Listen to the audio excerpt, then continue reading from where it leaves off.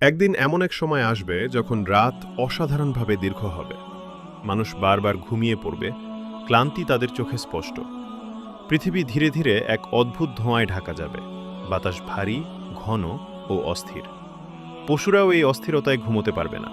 তারা দৌড়াবে, ক্ষেত খামারের দিকে ছুটবে এবং চারপাশে আতঙ্কের ছাপ ছড়িয়ে দেবে। হঠাৎ আকাশে ছোট ছোট আলো জ্বলে উঠবে। মানুষ আনন্দে চিৎকার করে ঘর থেকে বেরিয়ে আসবে। কিন্তু বিস্ময়, সূর্য পূর্ব দিক নয়, পশ্চিম দিক থেকে উদিত হচ্ছে। ঠিক সেই মুহূর্তে তওবার দরজা চিরদিনের জন্য বন্ধ হয়ে যাবে, আর কেউ আর তওবা করতে পারবে না।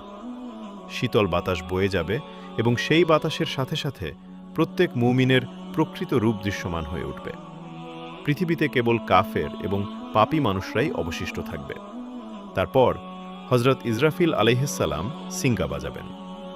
প্রথম সিঙ্গার শব্দেই পুরো পৃথিবী কেঁপে উঠবে।